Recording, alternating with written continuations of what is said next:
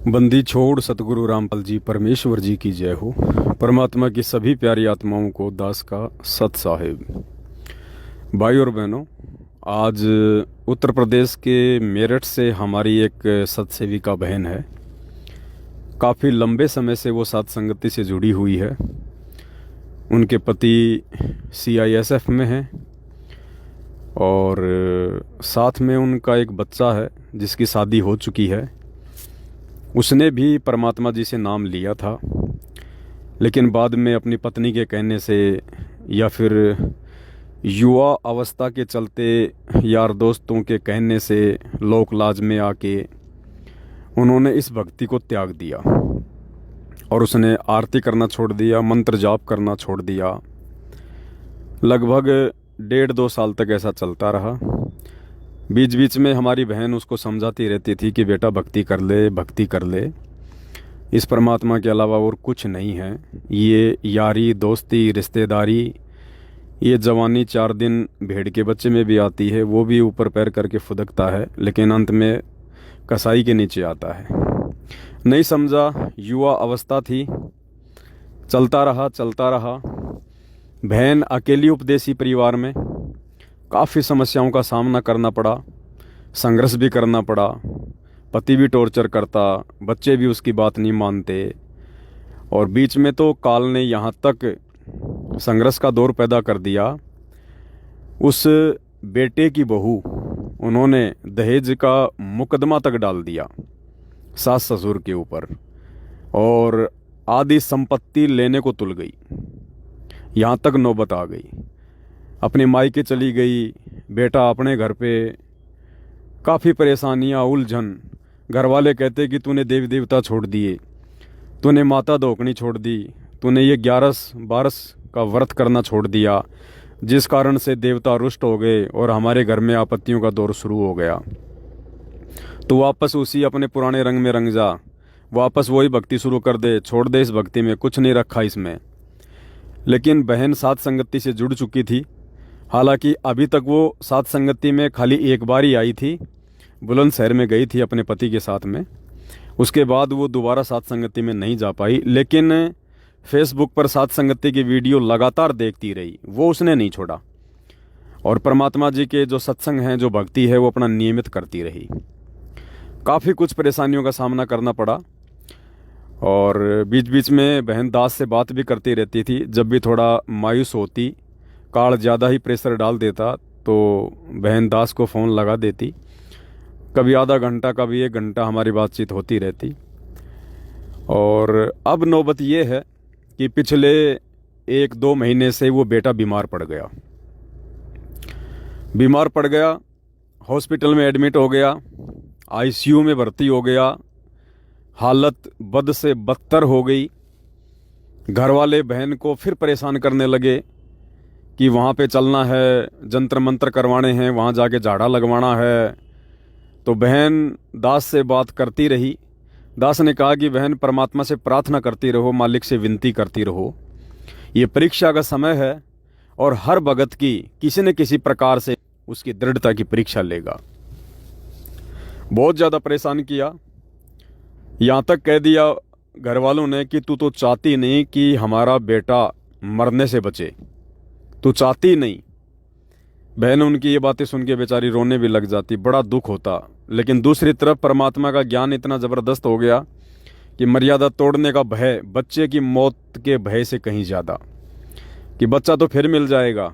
ऐसे ऐसे ना जाने कितने बच्चे पहले भी मिल चुके हैं, लेकिन ये परमात्मा यदि वर्तमान में हाथ से निकल गया तो इसका मिलना बड़ा भारी हो जाएगा। बहुत संघर्ष किया बहन ने।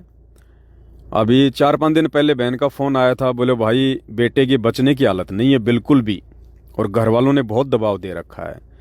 तो दास ने गुरुदेव के आशीर्वाद से बहन को यही कहा कि बहन ये परीक्षा का समय है, और इस समय यदि तुम टूट गई, यदि आपने कोई भी मर्यादा खंडित कर दी, तो आपको डबल नुकसान उठाना पड़ेगा। आपकी मर्यादा टूटेगी, आप उस काल के जाल में फंसोगी, परमात्मा के आशीर्वाद से वंचित हो जाओगी, और उधर आपका बेटा भी नहीं बचेगा, गारंटेड बात है। क्योंकि आपके बेटे की सांसें शेष नहीं है। क्योंकि परमात्मा धरती पर जब आता है तो उन्हीं आत्माओं को अपनी शरण में लेता है जिन आत्माओं का भक्ति धन ज़्यादा होता है और जिन आत्माओं पे काल की पैनी नज़र होती है। काल उनको समय से पहले मारना चाहता है, उनको मानव शरीर छुड़वाना चाहता है। तो दास ने कहा कि बहन आप इस भक्ति से जाओगी और बेटा जिंदगी से जाएगा। डेफिनेटली है, इसमें कोई दो राय नहीं है। आप मर्यादा मत तोड़ना, चाहे कुछ भी हो, कुछ भी कहें आपको, सहन कर लो। परमात्मा सहन कर रहा 28 वर्षों से, संघर्ष करके दिखाया गुरुदेव भगवान ने, आज भी कर रहे हैं। तो हमने तो अपने गुरुदेव की कॉपी करनी है, हमने उनके पद चिन्हों पे चलना है। बहन के अंदर दृढ़ता बनी रही और बच्चे की हालत में कोई सुधार नहीं हुआ। अब सुबह बहन का फ़ोन आया तो बहन थोड़ी सी खुशी खुशी सी नज़र आ रही थी। दास ने तो, असल बताऊं तो दास ने तो ये सोचा कि भाई हो सकता है बेटा मर गया उनका, लेकिन बहन का फ़ोन आया, चेहरे पे थोड़ी खुशी थी, आवाज़ में थोड़ा दम था। तो दास ने कहा कि बताओ बहन क्या हुआ। बोले भाई बेटा आपसे बात करना चाहता है, बार बार कह रहा है कि भगत जी से बात करा दो, भगत जी से बात करा दो। मैंने कहा बात तो करवा दो, बात करवाने में क्या दिक्कत है, क्या हुआ। बोला वो तो कल से ऐसे मतलब बांध रहा है। बांधने का मतलब होता है जैसे मतलब नींद में जो बड़बड़ाता है ना। बोला बेटा कल से ऐसे मतलब बड़बड़ा रहा है और कह रहा है कि मम्मी मैं तो भक्ति करूँगा, मैंने तो भक्ति छोड़ के बहुत बड़ी गलती कर दी, मेरे को भक्ति छोड़नी नहीं चाहिए थी, ये मेरे को भक्ति करनी है वापस। और एक बार पवन भगत जी से कह दो मेरे से बात कर लें, थोड़ी सी हिम्मत आ जाए। तो मैंने कहा भाई बात करवा दो। तो बहन ने बेटे से बात करवाई, उन्होंने सत्साहिब की, दास ने सत्साहिब की। दास ने कहा कि भगत जी देखो आपको परमात्मा ने एक दूसरा मौका दिया है, ये आपका जीवन शेष नहीं था, आपकी मृत्यु थी, लेकिन परमात्मा धरती पर है। परमात्मा कई प्रकार से सोचता है, क्योंकि कहीं न कहीं आपके अंदर आपकी माँ का मोह भी था और आपकी माँ भक्ति तो कर रही थी, मर्यादा तो नहीं तोड़ रही थी, लेकिन कहीं न कहीं आपकी जीवन की उसको बहुत ज़्यादा चिंता थी। तो परमात्मा तो अपने बच्चों की भक्ति को बचाता है। मालिक ने सोचा कि इस बुढ़िया की कमाई इस बेटे में चली जाएगी और इस लड़के को कुछ हो गया तो ये भी कहीं न कहीं जो है कमज़ोर पड़ जाएगी।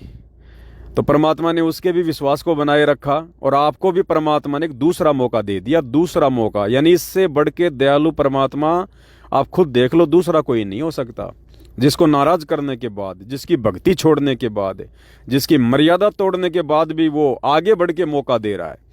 तो भगत जी आपको ये एक दूसरा मौका दिया है परमात्मा ने, और ये मौका यदि आपने गंवा दिया, आगे यदि आपने मर्यादा तोड़ दी, तो भाई जीवन की उम्मीद ना करना, फिर कोई भी यत्न कर लेना परमात्मा साथ नहीं देगा। दूसरा, परमात्मा ने आपको ये भी महसूस करवा दिया, जिस अहंकार में आप फूले फूले फिर रहे थे हैं, आज ना तो आपके यार दोस्त आपके काम आ सके, ना आपके परिवार वाले आपके काम आ सके। ठीक है, परिवार वाले आपकी सेवा कर रहे हैं, हॉस्पिटल में पैसा भर रहे हैं, लेकिन आपका जीवन तो नहीं बचा सकते। जो दुख, जो दर्द, जो तकलीफ, जो पीड़ा आप उठा रहे हो हॉस्पिटल में, आईसीयू में, वो आपके परिवार वाले तो नहीं भोगेंगे, वो तो आपने भोगनी पड़ेगी। और मान लीजिए आप तो बिल्कुल मृत्यु शैया पे हैं, आईसीयू में तो वो लोग जाते हैं जिनके जीने की संभावना नहीं के बराबर होती है। और मान लीजिए भगत जी आपके प्राण छूट गए, आप इस बीमारी से मर गए, बताइए अब आपके कहाँ हैं वो यार दोस्त? ये संपत्ति पैसा क्या काम आया आपके? आपका बाप, आपके माता पिता, आपके परिवार, रिश्तेदार है कोई जो आपको इस मुसीबत से बाहर निकाल सके? उन्होंने सब प्रयास कर लिए। 1.5-2 महीने जिसका बच्चा आईसीयू में हो, वो परिवार कोई चुपचाप थोड़ी बैठता है, दुनिया भर के यत्न करता है, जितना पैसा लगा सकता है पैसा भी लगाता है।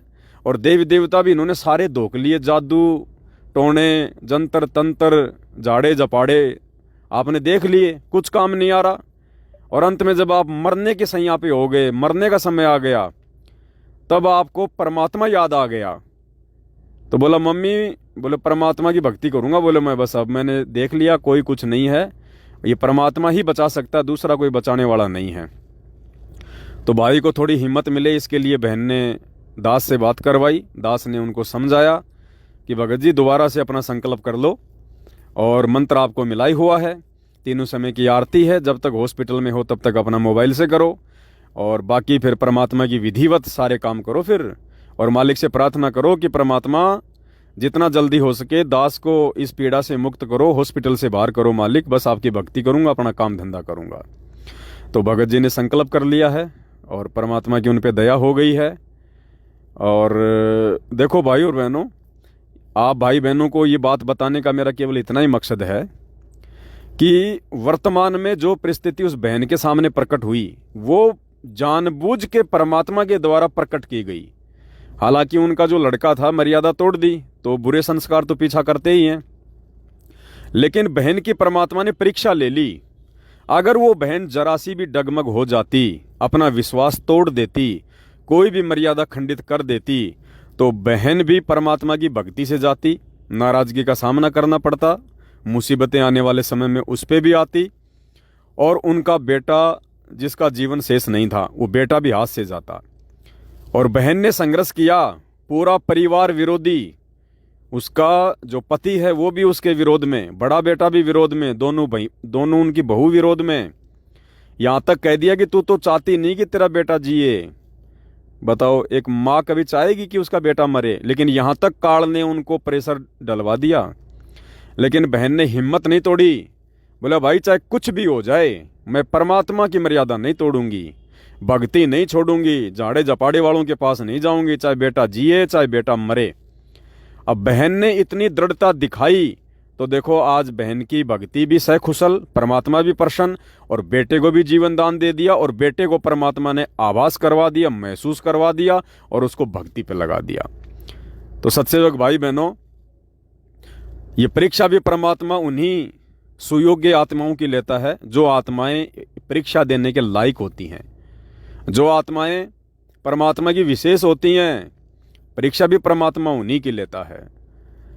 तो आप और हमारे सामने भी ये परिस्थितियां प्रकट होंगी, हो भी रही हैं, आने वाले समय भी होंगी, लेकिन उन परिस्थितियों में हमने इस बहन की तरह, दीवार की तरह अडिग रहना है, अडिग। उसके बाद में काल को झुकना पड़ेगा। आज यदि बहन मर्यादा तोड़ देती बेटे के चक्कर में, तो पूरा का पूरा परिवार बर्बाद होना था, परिवार।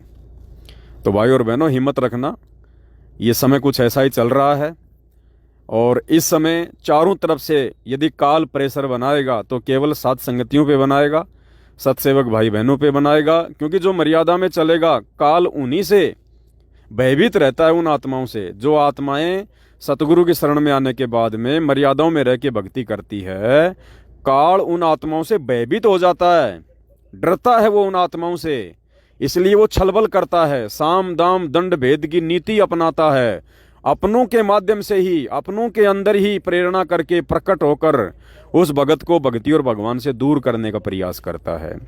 तो दास की तो विनती है, प्रार्थना है, बाकी देखो सबके अपने संस्कार हैं, कौन टिकेगा कौन जाएगा ये तो आने वाला समय बताएगा, लेकिन जो टिक गया वो परमात्मा का, और जो चला गया वो भाई इस काल निरंजन का। बंदी छोड़ सतगुरु रामपाल जी भगवान की जय हो।